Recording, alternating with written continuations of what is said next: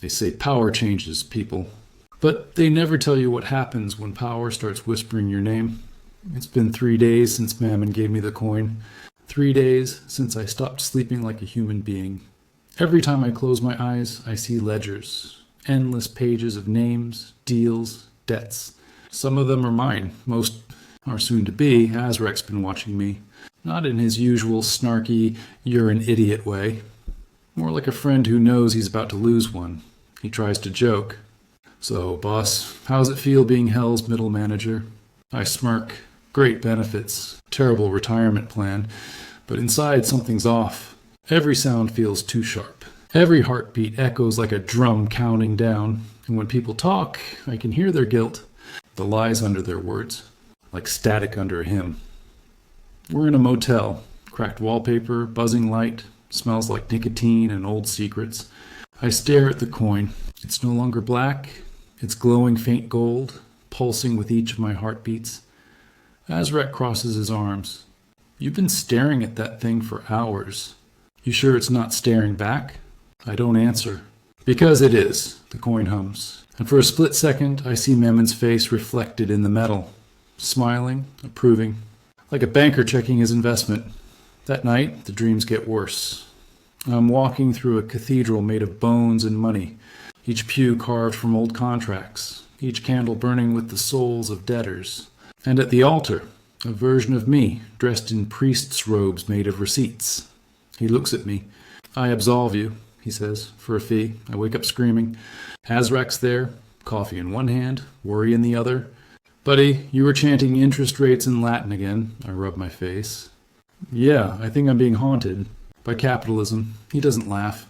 That's when I realize this isn't just a possession. It's assimilation. Mammon's not controlling me. He's integrating me. Like a new entry in his eternal balance sheet. Later, we get a call. An old priest in New Orleans wants to see me. Says he has information about the mark. We drive through rain and regret until we reach a crumbling chapel on the edge of the river. The priest's eyes are cloudy, but his voice is sharp. You've been touched by Mammon, he says. The mark binds your faith to his greed. Every prayer you say feeds him. I blink. Great, so I'm basically a spiritual ATM. He doesn't smile. You can't remove it, but you can bankrupt him. Azrak perks up. Finally, something I'm good at. The priest continues. To break his hold, you must perform a true act of sacrifice. Not for gain, not for guilt, but for belief, I scoff. You mean faith? He nods. The one thing you no longer have? We leave the church. Outside, the rain feels colder. Azrak looks at me. So, what are you thinking? I stare at the horizon, at the faint glow of the city, at the reflection of my own eyes in the coin's gold light. I'm thinking, I whisper, I don't remember what faith even feels like. Azrak says nothing. He just looks sad. And for the first time, I realize something terrifying. He's not afraid of Mammon. He's afraid of losing me. That night, I sit alone, the coin in my hand, the world quiet except for my own pulse.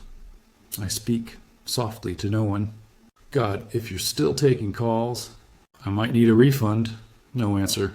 Just the faint sound of coins clinking in the dark. The mark burns hotter every day. It crawls up my arm like liquid gold, tracing veins that don't feel human anymore. Each time I blink, I see numbers everywhere. Street signs become profit margins. Faces become credit scores.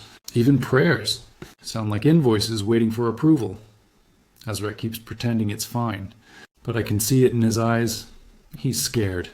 And when a demon gets scared, you know you've done something really stupid. We've been driving south for hours, following the priest's last words. There's a place called the Hollow Chapel, hidden somewhere in Louisiana swampland, a church older than time, where angels and devils once made a deal. If the legend's true, that's where Mammon first sold the concept of value to mankind. And if I can break the deal there, maybe I can break the mark. We finally find it, half buried in fog and vines, glowing faintly under moonlight. The doors creak open like a coffin that's been waiting too long. Inside, everything smells like wet stone and confession. Azrak looks around. Cozy, real Airbnb Eternal Damnation vibes. I smirk. Yeah, needs a minibar though.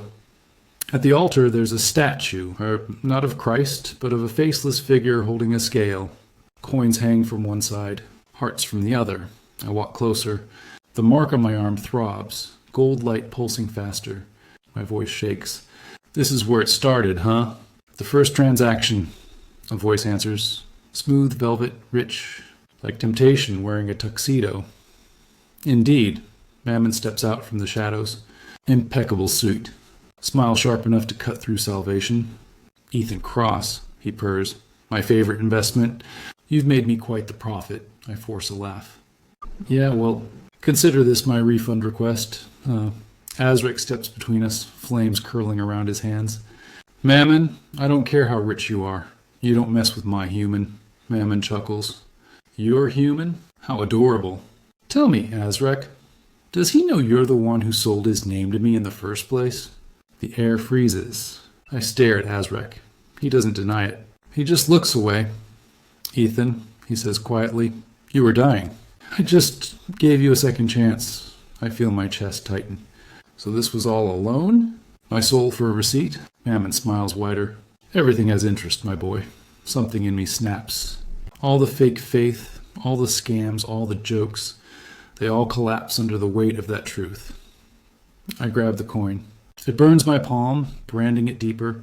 I won't be your asset anymore. Mammon tilts his head. Oh, but you already are. Then the church starts shaking. Gold light erupts from the walls, symbols burning into the air. Every statue turns to face me. Every whisper in my head turns into the same word. Debt. Azric yells, Ethan, drop it. But I don't.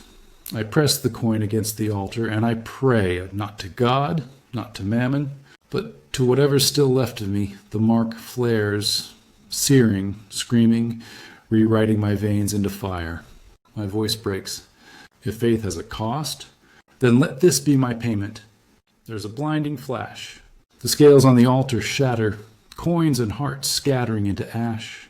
Mammon roars, his form cracking like glass. You fool, he screams. You've just destroyed your own soul. I grin through the pain. Guess that makes us even. Then, silence. When I open my eyes, I'm lying on the chapel floor. Everything is gray. Ash falling like snow. Mammon is gone. Azric kneels beside me, eyes dimmer than I've ever seen. You idiot, he says softly. You actually did it, I cough. Yeah, turns out salvation has terrible ROI. He chuckles weakly, helping me sit up. But the mark is gone, and so is something else. A part of me I can't quite name. I look around the empty chapel. The silence feels peaceful. Maybe for the first time in years, Azric stands, brushing dust off his jacket. So what now? I stare at my burned hand. I whisper, I just went broke in heaven's currency. Outside, dawn breaks, pale and fragile. For the first time, I feel light without price tags, but deep down, I know it's not over, because every debt paid leaves a shadow, and somewhere in that shadow, something else is waking up.